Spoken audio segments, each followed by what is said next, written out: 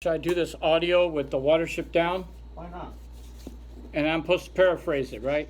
Yeah, because you don't have the right to do a proper audiobook. Really? It's more like Cliff Notes or. Okay, then. Sure. Part 1, The Journey.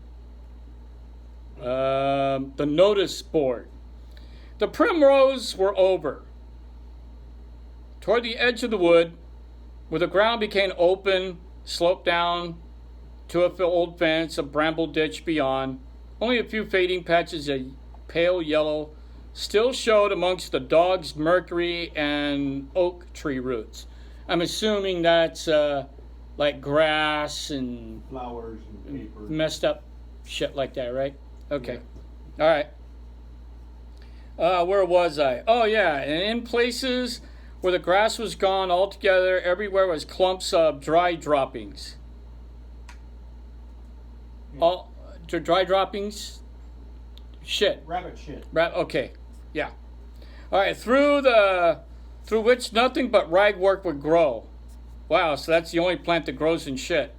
Okay, 100 yards away at the bottom of the slope ran a brook, no more than 3 feet wide, half choked with kingcups, watercress, and blue brook lines.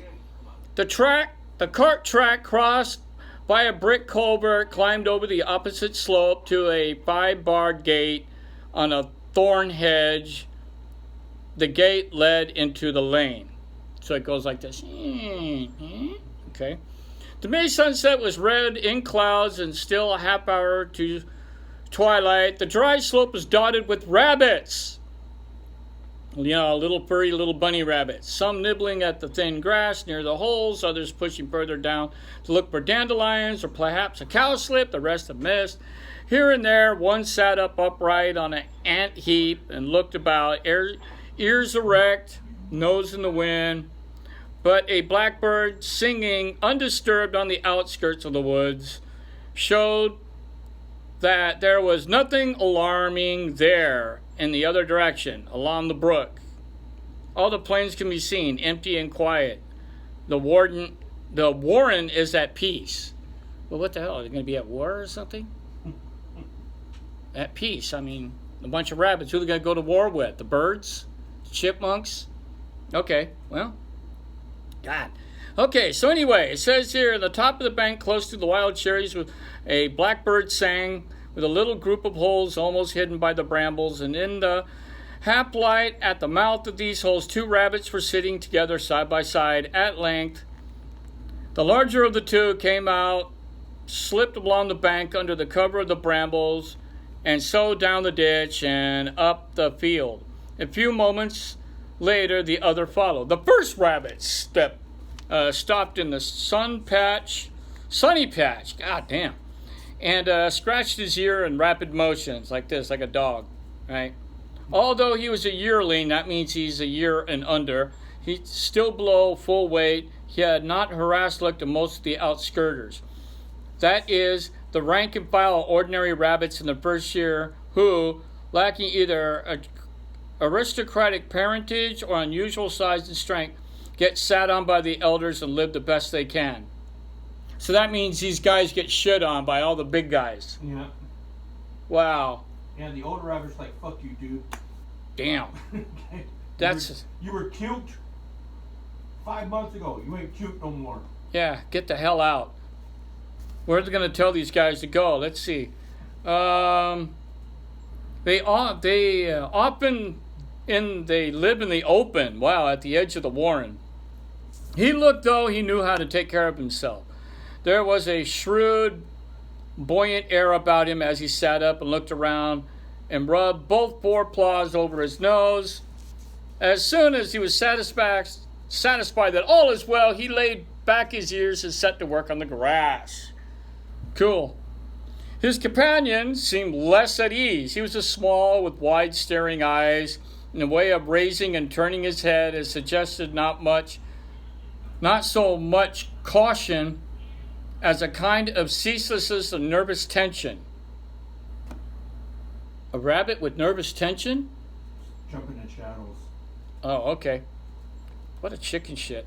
His nose moved continuously when a bumblebee flew humming to a twistle bloom behind him. He jumped, spun around with the start that sent 2 nearby rabbits scurrying for holes. Before the nearest, a buck with black tip ears recognized him and returned feeding. "Oh, it's only Fiver," said the black-tiered rabbit, jumping at Blue Bottles again. "Come on, Buckthorn, what were you telling me?" "Fiver?" said the other rabbit. "Why is he called that, man?" See, I didn't put. "Why is he called that, man? 5 in a litter, you know. He was the last and the smallest. You know, you wonder if nothing's got him by now. I always say a man couldn't see him and a fox wouldn't want him. Still, I admit he seems to be able to keep out of harm's way." Wow. So this guy's got not only an asshole, he's got a charmed life. No, he's not an asshole. They're just waiting for him to die. Oh, okay. So the other 2 guys are assholes. The other 2 guys All are right. assholes. It's like, oh, it's just, he's still here? Yeah, no shit. Okay, so we're going to mark this right here. All right, check this out. Down here in the comments, we're going to say, rabbits can count to 4. 1, 2, 3, 4. I guess their paws have what? Paws are 4, right? They got 4 little things on their paws, right? Unless they're inbred. Right? Or inbred. Well, most rabbits are inbred. Any number above 4 is called hayar, or which means a lot or 1,000. Thus, you say you hayar the 1,000. To mean correctly, all the enemies are little. They are called, as they are called them, rabbits. Okay? That means foxes, stoats, weasels, cat, owl, man, etc. There are probably more than 5 rabbits in a litter when Fiver was born. So his name, Hararu, means little thousand. The little one of the lot, or as they say of pigs, the runt. So he's a runt. He's a little guy. Okay, all right, screw that guy. Anyway, let's see. The small rabbit came closer to his companion, lollying on a long hind legs. "Let's go a bit further, Hazel," he said. "You know, there's something queer about the warren this evening, although I can't tell exactly what it is. Shall we go down to the brook?" When he says queer, we're not talking about homosexuals, folks. We're talking about something is a little bit out of the ordinary. Well, a little off. A little off. Well, it's the proper use. Yeah, it's the proper use used in England. This is an English book, by the way. So anyway, "All right," says Hazel, "and you can find me a cowslip. If you can't find one, no one can." He led the way down the slope, and his shadow stretching behind him on the grass. They reached the brook and began nibbling and searching close beside the wheel ruts of the track. It was not long before Fiver found what they were looking for: cowslip.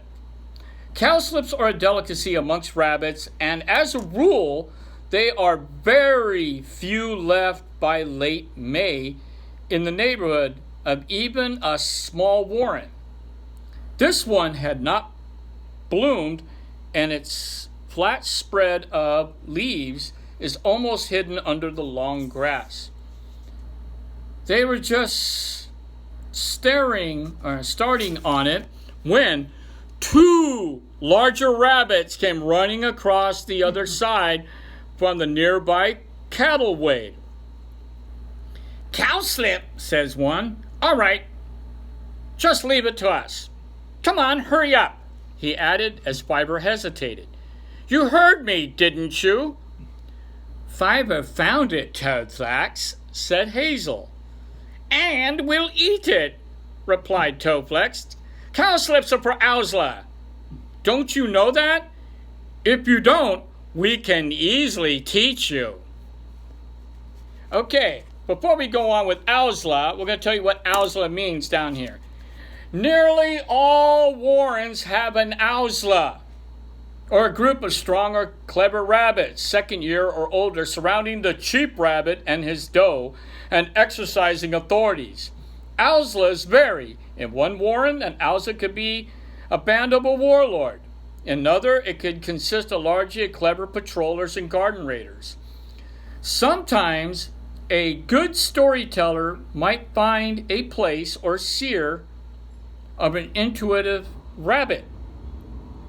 In the Shadowthorn Warren at this time, an Owsla was rather military in character, but as we will see later, not so military as some.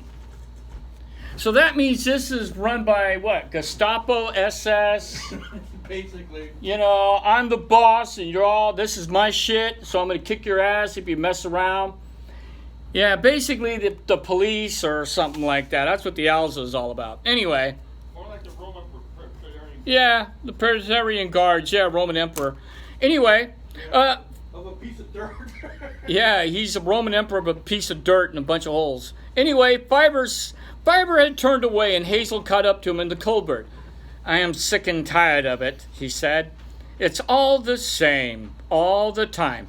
These are my claws, so this is my cowslip. These are my teeth, so this is my barrel. I'll tell you, if I ever get into the Owsla, I will treat outskirters with a bit more decency. Well, at least you can at least expect to be in the Owsla one day, answered Fiver. You got some weight coming to you, and that's more than I shall ever have. You don't suppose I'll leave you to look after yourself, do you? Said Hazel. You know, but I'll tell you the truth. Sometimes I feel like clearing out of this warren altogether. Still, let's forget it now and try to enjoy the evening. I'll tell you what. Shall we go across the brook? There'll be fewer rabbits there, and we can have a bit of peace. Unless you feel it isn't safe, he added. So basically, Fiver is some sort of prophet. We got a lot of those going on lately, don't we? Yeah. With the Biden administration. Yeah, I'm a prophet. Okay. And poor old Hazel, his older brother. His younger brother. Hazel's the older brother. Hazel is hating life because he don't get to have the good shit. Yep. Basically, that's what happens. As soon as I find the good shit, the fucking Nazis come and take it. Okay. Nazi bunnies, the Owsla. Yep. The way in which he asked suggested that he did, in fact, think that Fiver likely to know better than himself. And it was clear from Fiver's reply that this was accepted between them. No, it's not safe, he answered. If I start feeling there's anything dangerous, I'll tell you. But it's not exactly danger. It seems to feel about the place. It's, I don't know, something oppressive like thunder. I can't tell you what, but it worries me. All the same, I'll come across with you. They ran over to the covert, and the grass was wet and thick near the streams, and they made their way across the opposite slope, looking for drier ground. Part of the slope was in shadow, and for the sun was sinking ahead of them. And Hazel, who wanted a warm, sunny spot, went on until they were near the lane. As they approached the gate, he stopped and stared. Fiver, what do you see? Look, a little way in front of them, the ground had been freshly disturbed, and 2 piles of earth lay on the grass. Heavy posts, reeking of creosote and paint. I don't know what creosote is, so we're going to find. Okay, chemicals. Towered up as high as the holy trees in the hedge. And the board they carried drew a long shadow across the top of the field. Near one of the poles, a hammer and a few nails was left behind. The two rabbits went up to the board in a hopping run and crouched in a patch of needles on the far side, winkling their noses at the smell of a dead cigarette somewhere in the grass. Suddenly Fiver shivered and cowered down. "Oh, Hazel, this is where it comes from. I know now. Something very bad. Something terrible. Something coming closer and closer." He began to whimper in fear. "What sort of thing, you think?" "What do you mean? I thought you would say there was no danger." "I don't know what it is," answered Fiver wretchedly. "There isn't a danger here at the moment, but it's coming. It's coming. Oh, Hazel, look! In the field, it's covered with blood." Talk about the melodramatic, huh, in this guy. My God. So you've been This is- eating the weed a little too much. Yeah, he must be smoking the weed a little bit of too much cowslip or something. "I don't know what it is," answered. Oh, I already said that part. "Don't be silly. It's only the light of the sunset, Fiver. Come on, don't talk like this. You're frightening me." Fiver sat trembling and crying amongst the needles as Hazel tried to reassure him and to find out what it could be that suddenly driven him beside himself. He was terrified. Why didn't he run for safety? Any sensible rabbit would. But Fiver could not explain and only grew more and more distressed.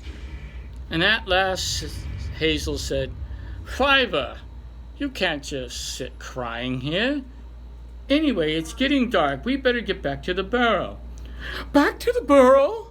whimpered Fiver. "It'll come there. Don't you think it will? I tell you, the field is full of blood." "Now stop it, Fiver," Hazel said firmly. "Just look at me. Look after you a bit. Whatever the trouble is, it's time to go back." He ran down the field and over the brook to the cattle wade. And there was a delay for Fiver, who was surrounded by all sides of the quiet summer evening, become helpless and almost paralyzed with fear. And when at last Hazel got him back to the ditch, he refused to go down the underground, and Hazel had almost pushed him down the hole. The sun set behind the opposite slope, and the wind turned colder, and the chatter of rain was in less than an hour. It was dark. All color had faded from the sky, and although the big board by the gate creaked slightly in the night wind, as if though to insist that it has not disappeared in the darkness, but still firmly where it had been put. There was no passerby to read the sharp, hard letters that cut across as black knives across its white surface, and they said, "This ideally situated estate, comprising of 6 acres of excellent building land, is to be developed with high-class modern residencies by Such and Martin, Limited of Newbury Berks." That is the end of chapter 1 of Watership Down, paraphrased by myself and Nicholas throwing in a few little odds and ends. So we are going to post this on YouTube and see what kind of reaction we get to continue on.